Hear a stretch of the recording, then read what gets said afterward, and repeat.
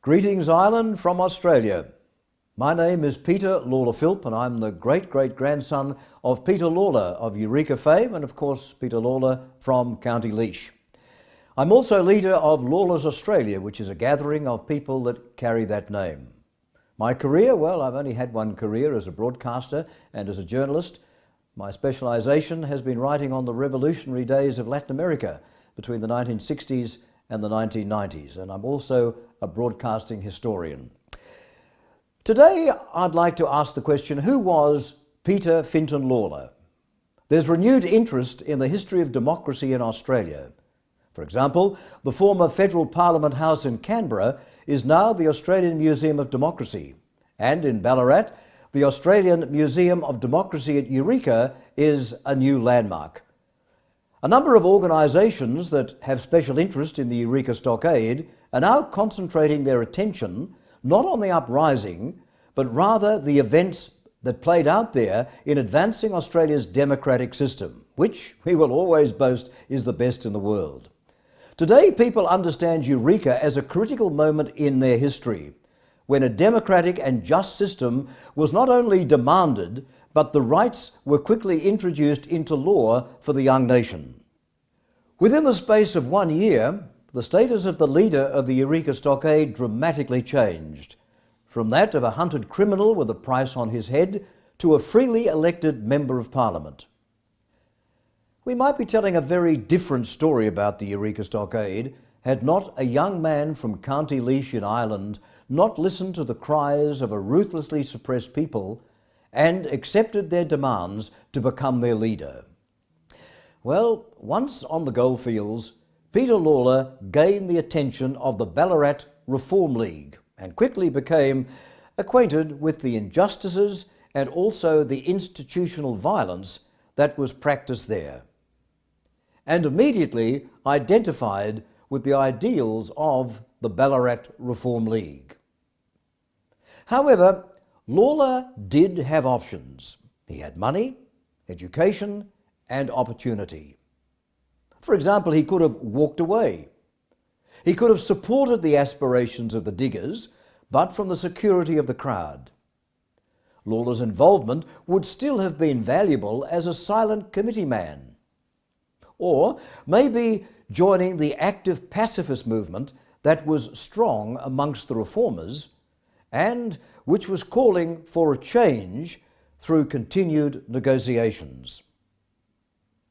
Coming fresh from a country where humbug and constitutional agitation had nearly ruined its manhood, he, Lalor, felt no desire to countenance it here. He knew from experience that nothing good could come from it. And to command attention, their action must be reflected from the gleaming steel behind them.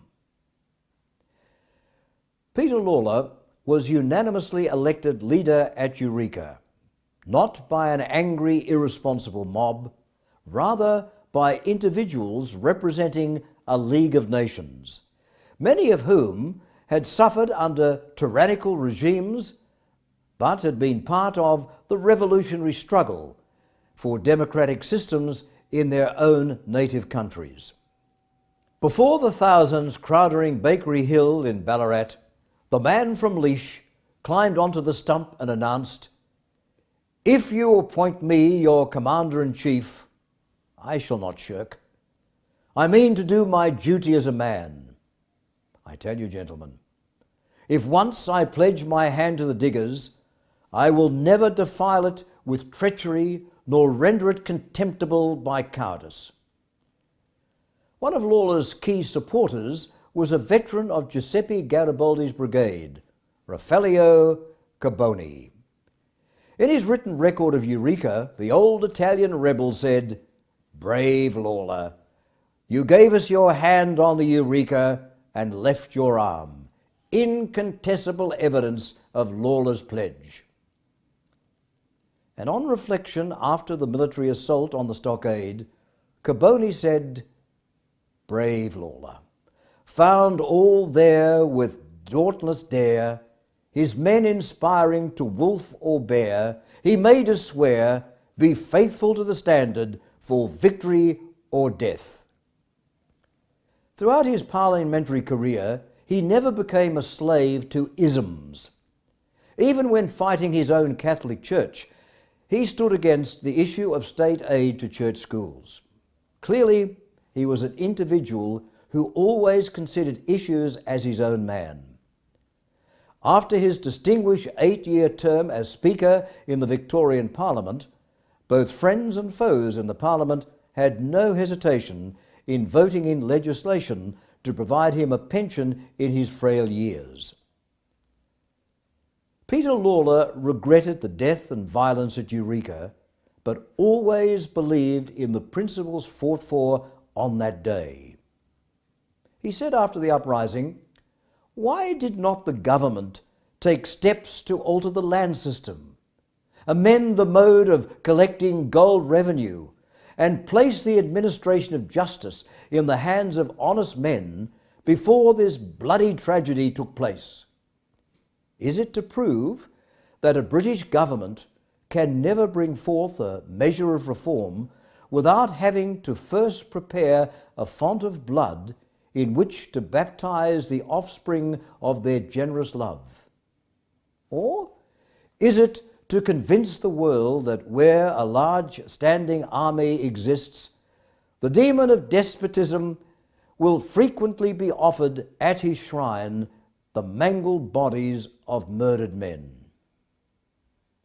Peter Lalor has left a powerful legacy to his friends and family.